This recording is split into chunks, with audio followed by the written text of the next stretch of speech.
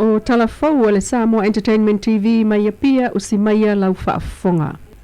Ua toi whaafo i atu le mtanga luenga le soifua malolo ina le li ile na alu ese mai malnofuanga na whaanofo ese ai. O le whaale tonu le na tupu li taia o na le la o mōli mawina na o ane le ali il tau langa i stasio fol tupe ia pia. Ele i mawosef so ta inga i se sui o le New York po le vaenga o ngafa mwhaalawlawe tupu whaafo sei. Ai o le na tuua ia o ta ua mai tonu na whaialo na su e ngama mawane ai negative pele ai se siyama COVID o whealua i maia. O se tulanga na whaapole na ile lau tele ina ua salalau maile nei tala i tua ili tae ao le so.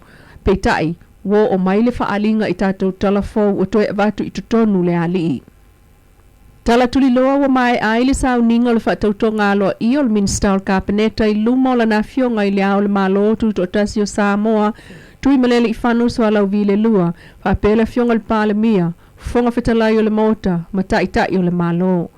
Ai o se whaatepa leo le tātou tunu i se vaenga o le nei whaatautonga o le li Minster. Wow, o se susulu sebe po se sa lista shusta, ono oki filia, matadia e avea no Minster, o sui o sufono o le Kapeneta.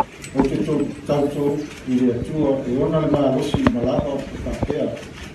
Le autu wina atu, ma le atu toa, le mea ea pitu sili i lau whamusinongo. I taini uma e whaapea o na mana ni ai. O lau whaaringa ma le whautuama i le ao le malo. Mo le pūle le lei o mata upu, a le malo tu tasi Samoa. Ma le au le whaaria i se ala tautini. O le whaala atua, o ia mata upu e pei o na o le a pe lafo a iai le Kapeneta ma komiti. Ta pele fono whaatonu, ma sa tu ina atu, ma sa tu ina mai i lau. Tau singa wha ilo. Te tai mea una, o le a pe au, ma se Minster moni, ma le wha maoni. Na mata lua le whaatautonga i le aso e pei o na fola mai ai e le fonga whetalai, li o papali i te euma spau. Leisi lea o la asanga o le sauninga le whaatautonga le whailau tusi o le fono awao. Tulona ia pa ia o le maru man malai. Tulona pa ia o apongata o le tai ao. Le sua lau sunga te tai o sauninga. Fio lau fionga le o maru le malo ma o masiofo. Fio sui o le fono sui tofia. Fio lau fionga tamai tai palmia ma le mamaru o Kapeneta. Fio lau fionga le sui te tai le suonai. Lau fionga la wofo fono toi pia la wofo. E mese foi sui mamaru o palmene. O te whaturo o te foi mamaru o whapotitonga i on tulanga whalope. E mese ainga ma uo le fionga le Minster whatoto. E mese o whailu tuso fono wao whaitu la fono. E awa tele o te whaasisila i atuai, le tō whinga o whailo tusi o whuno au whaitu la whono. O leo tō whia, o se au auna o silia ma le luas futausanga o ngā lua le ofisa o whono whaitu la whono. E ale o nanga tautua mō le pāre mene o Samoa. O ia o iai whaatuatuaina, o le whaamaoni tautuaina o le pāre mene, ma ua whaau pe ngaina fōi tō mai e tusa o tūla whono tau manga ma whainga whaapāle mene.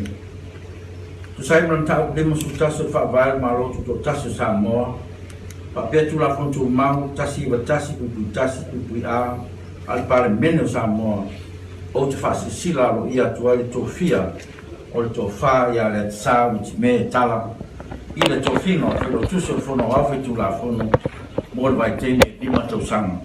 Malo whaaro tele haftai.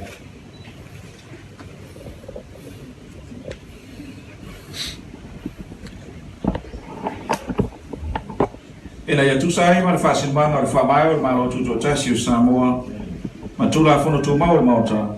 Au te tāpai o whionga i whailau tusi e te sā witi metala e te whionga i lumanei mo lau tūtonga.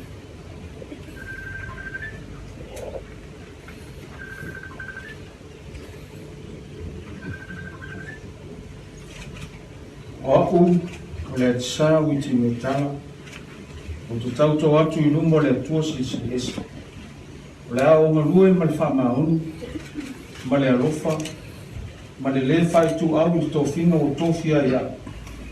Ma o le au whaatino ina o tu te umai tusa ma tu la whonu. Le poto ma le malosi a tō toa o fōina mai e le tua ia tea. E tau tua ai Samoa. Ia whesoasoa ni mai le tua ia tea.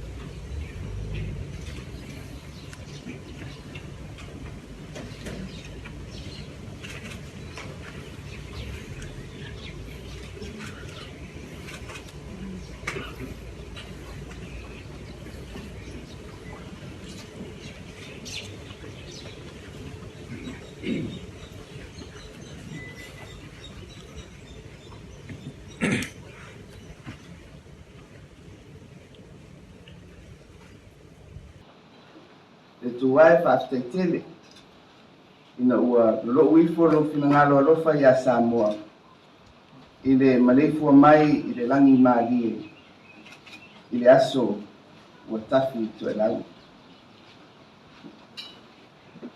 Ua tātou toa i le tupua ma le mauta nei e whio ai le whionga i le au mamalu o le malu.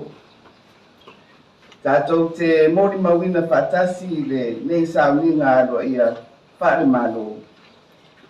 Mō le whatau toina, o le whionga i le ministawa puna oa whanātua ma le sio manga, ma le pūlenga o tangata tāwhao mai mō mai. Le whionga i ato Susulu, Cedric o Se Schuster. Papea, ma le whailau tusi o le whono au au, paitula whono. Le tofa ia le atisa i time tala. E whaia ia o masui o le kapeneta, e mamori atu le whaamalo i le tofinga o la uwhionga i le minista. O le tātou tali tonunga maumawai, e whaawae i le awa unga le tusipaia, o tofinga uma e mai le tua. Ma o pule uma lava o whaine e ale atua ia. Ina ia tātou tautua ma au auna ma le loto mau lalo. Ia e pe ona au mai fo i le upofola i ni tae au e le taitai o le samina. Ma e o le tātou whaapae papa le nā. Ma le fusi sa o whau malo. Ina ia tua ma manuia si o tātou atunu o tapu ai mai. Le whionga le palemia fia me Naomi mata afa. Ai nisi o tala, e le o langolango ina le komisi o tangata whainga luenga po le Public Service Commission le PSC. Le whaia o se komisi su e pe o namana o mai iai le asosio tangata whainga luenga le PSA. E le tusi o lo mai o i o mai ai, le mai tau o le PSC wha tau i le mta upo le PSA. Na tu ina atu le whionga le palemia fia me Naomi mata afa. E tali atu ai i le mana onga o le PSA ia whaia se komisi su e wha atatau. I tangata whaingaluenga le malo ua motu siala tau konkalate whaingaluenga. E o mai nei watula i mai le malo fau le fas, po le whaatuatua le tua Samoa ua tasi, na whaamuta ai au nanga al whailau tusi o le fono Tia Kramer, le loia Silly Savale Noa Mareva Beetham Annandale, ma le asio sio Oscar Malia le ngau ina whautua ina e whaamawai atu. O le tusi ua sa inia le taitei fono le PSC la wano vau sa epa, mo le whionga le palemia ua o mai e tātou talafou, na tusi a leile aso valu o katopa lua o lua tasi. O tusi ai ua whaalua na fono le PSA amtangata whaingaluenga. Ai le ia o tulava ni tusi alo i atua i tangata ua leto e whaingaluenga le malo, e avatua i le PSC. E manatu le tusi a le taitei fono. O le tusi a le PSA na aunga lava i le tusi lea na sainia e se vaenga o tangata whaingaluenga i le aso lua fitu au kuso, lua o lua tasi, ma whaaulu tala, i le affected and concerned public servants, po a afianga o tangata whaingaluenga. O ta ua fo i le tusi a la wano, le mana onga o le PSA mo le malo e ta o filoa, le whaamalolo le tu mau, whaatea, ma le whaamalosi e whaamawai mai ngā luenga, o tangata whai ngā luenga le malo, peitai. O tusi e lua le pisa a, e le ofa aingoa atuai, po ai CEOs lea o lo maa salomia, na whaasoli tu la fono le whaamalolo, pe whaamalosi foi. Na o foi le tūlanga tau le stala o le pisa a, sa le stala i le awhiwa se lau fituiva, ai o mawane, e le ifa afou e le tausanga e luolua o le luolua tasi, ma le luolua tasi i luolua lua, i le taimina tusi ai le tusi, a le taitaifono le pisa si. Mai lau Samoa Entertainment TV, feilo ia tae au i le alofo le tua,